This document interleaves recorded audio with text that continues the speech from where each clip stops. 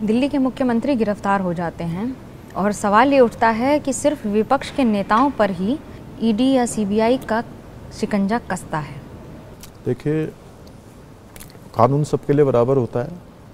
कोई किसी भी उसमें हो, अगर किसी ने गलत काम किया है, किसी ने कोई घोटाला किया है, कोई भ्रष्टाचार किया है, और मोदी जी ने पहले ही कहा था कि मैं न तो खाऊंगा न खाने दूंगा। टीएमसी कहती है बीजेपी के पास एक यूनिक वॉशिंग मशीन है, इसका इस्तेमाल करके हर एक दाग धब्बे जो भ्रष्टाचार से जुड़े हैं उसे धोया जा सकता है।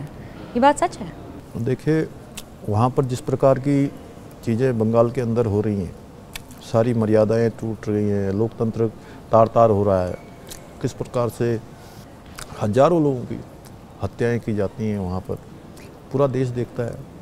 तो वहाँ पर क्या होता है, और जो लोग इस प्रकार के कृत्य अपनी सरकार में करते हैं और कभी दुख भी प्रकट नहीं करते, उनको कभी भी जो है इस प्रकार के प्रश्न खड़ा करने ही नहीं चाहिए, क्योंकि उनके तो सभी काम ऐसे हैं कि वो स्वयं जो है किसी वॉशिंग मशीन में भी चले जाएं तो वहाँ भी साफ नहीं होंगे।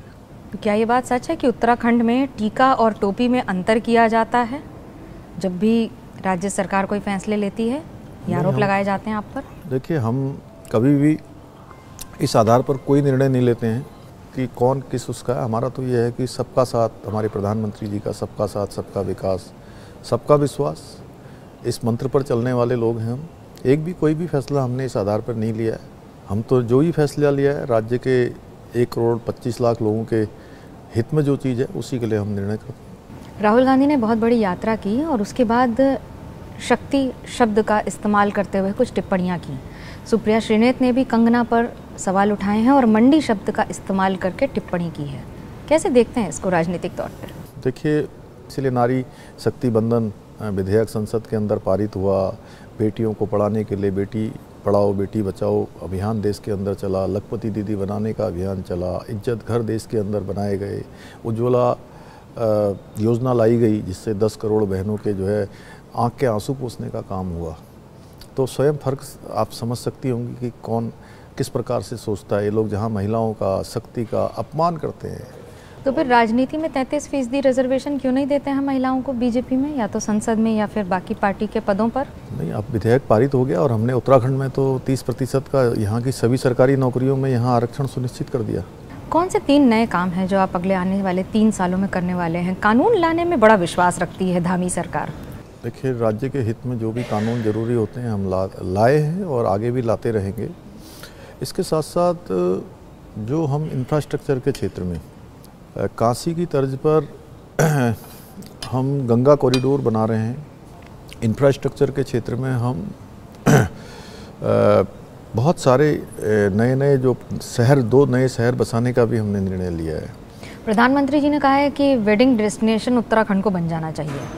धामी सरकार ने क्या काम किया है इस नजरिए से? हम जो देश के अंदर बहुत सारे वेडिंग इवेंट्स जो करते हैं उनके साथ मैंने एक वर्चुअल सभी के साथ संवाद किया।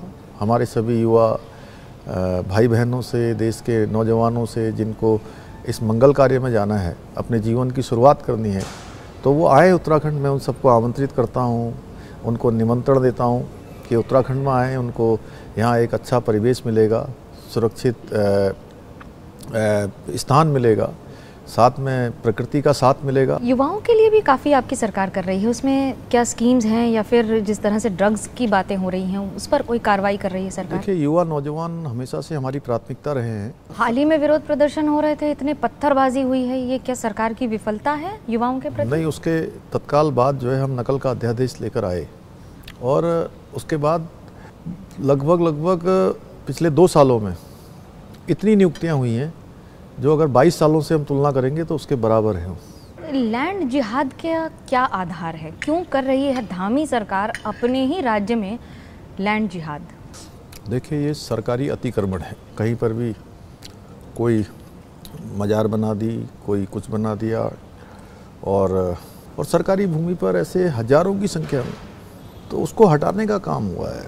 अतिक्रमण था और अतिक्रमण को कोई भी ठीक नहीं मानेगा। केवल जिहाद कहिए या भूमि को किसी तरह से जो है कब्जाने की बात कहिए, उसको हटाया है हमने, वो अतिक्रमण हटाने के चक्कर में लॉ एंड ऑर्डर, कानून व्यवस्था बिगड़ जाए तो भी ठीक है। कई बार ऐसे मामले आए हैं जब सरकार पर सवाल उठे हैं किसी भी इलाके में अतिक्रमण हटाने की कार्रवाई करने में। एक जगह पर हल्द्वानी में बनभूलपुरा क्षेत्र में ये घटना हुई थी।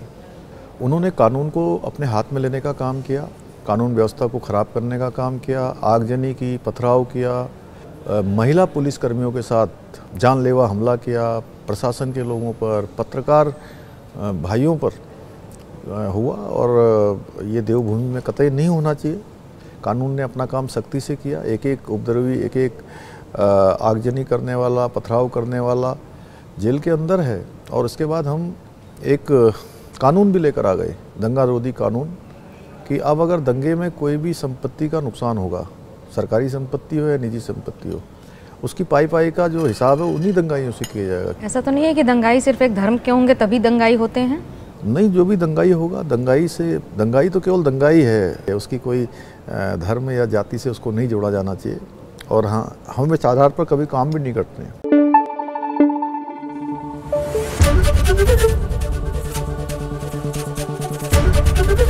एबीपी न्यूज़ आपको रखे आगे।